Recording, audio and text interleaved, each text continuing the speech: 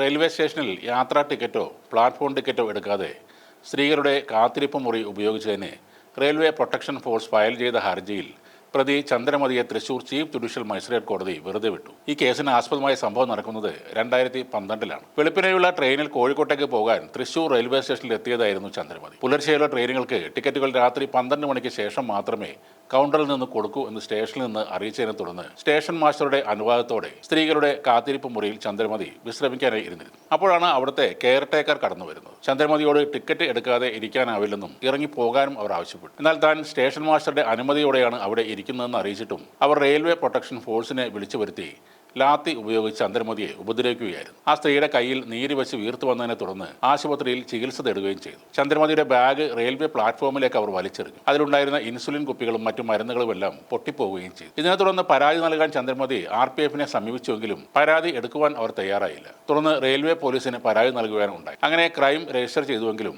RPF ഹൈക്കോടതിയിൽ പോയി അത് റദ്ദാക്കി. എന്നാൽ ചന്ദ്രമതിക്കെതിരെയുള്ള കേസ് അവർ നിലനിർത്തുകയും ചെയ്തു. വിചാരണ സമയത്ത് യഥാർത്ഥ വസ്തുതകൾ പ്രതി കോടതിയിൽ വെളിപ്പെടുത്തി. രാത്രി വരുന്ന യാത്രക്കാർക്ക് റെയിൽവേ സ്റ്റേഷൻ മാസ്റ്ററുടെ അനുമതിയോടെ റെയിൽവേ സ്റ്റേഷനിൽ വിശ്രമിക്കാം എന്നും അതിനുള്ള അനുവാദം കൊടുക്കാൻ റെയിൽവേ മാസ്റ്റർക്ക് അനുമതിയുണ്ടെന്നും പ്രതിഭാഗം രേഖകളുടെ സഹായത്തോടെ വാദിക്കുകയായിരുന്നു. അന്വേഷണ ഉദ്യോഗസ്ഥൻ ഒരു സാക്ഷിയുടെ മൊഴി മാത്രമാണ് രേഖപ്പെടുത്തിയത്. മറ്റ് സാക്ഷികളുടെ മൊഴി രേഖപ്പെടുത്താതിരുന്നത് അന്വേഷണത്തിന്റെ വീഴ്ചയാണെന്നും പ്രതിഭാഗം ആരോപിച്ചിരുന്നു. ചന്ദ്രമതിയെ ഉപദ്രവിച്ചതിന്റെ പേരിൽ RPF-നെതിരെ കേസെടുത്ത കാര്യം പ്രോസിക്യൂഷൻ മറച്ചുവെച്ചു. ആ കേസ് കോഴ്സ് ചെയ്തു പോയതിനാൽ യഥാർത്ഥ വസ്തുതകൾ പുറത്തു കൊണ്ടുവരാൻ ചന്ദ്രമതിക്ക് അവസരം നഷ്ടപ്പെട്ട കാര്യവും പ്രതിഭാഗം കോടതിയുടെ ശ്രദ്ധയിൽപ്പെടുത്തി. സാക്ഷിമൊഴികളും രേഖകളും പരിശോധിച്ച കോടതി ചന്ദ്രമതി കുറ്റക്കാരി അല്ല എന്ന് കണ്ടെത്തുകയായിരുന്നു. ചന്ദ്രമതി റെയിൽവേ സ്റ്റേഷനിൽ ശല്യം ഉണ്ടാക്കിയെന്നും ഉദ്യോഗസ്ഥർക്കെതിരെ മോശം വാക്കുകൾ ഉപയോഗിച്ചുവെന്നും ഉദ്യോഗസ്ഥരുടെ ജോലി തടസ്സപ്പെടുത്തിയെന്നും തെളിയിക്കാൻ പ്രോസിക്യൂഷന് സാധിച്ചില്ല. തൃശൂർ ജില്ലാ legal aid defence counsel advocate Edwina ബെന്നിയാണ് പ്രതിക്ക് വേണ്ടി ഹാജരായി വാദം നടത്തിയത്. ഒരു വ്യാഴവട്ടക്കാലത്തിന് ശേഷമാണെങ്കിലും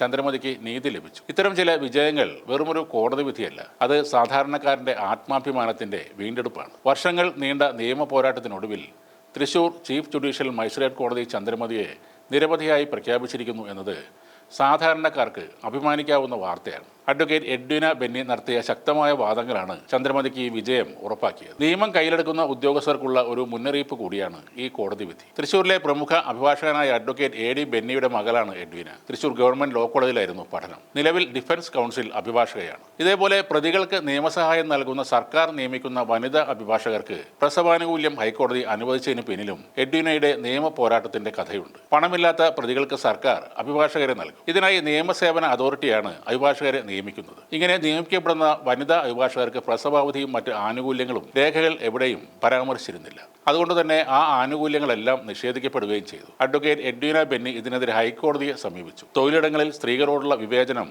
മൗലികാവകാശ ലംഘനമാണെന്ന് അവർ വാദിച്ചു. അങ്ങനെയാണ് ഈ ആനുകൂല്യം അനുവദിച്ചുകൊണ്ട് ദേശീയ നിയമ സേവന അതോറിറ്റി ഉത്തരവിറക്കിയത്.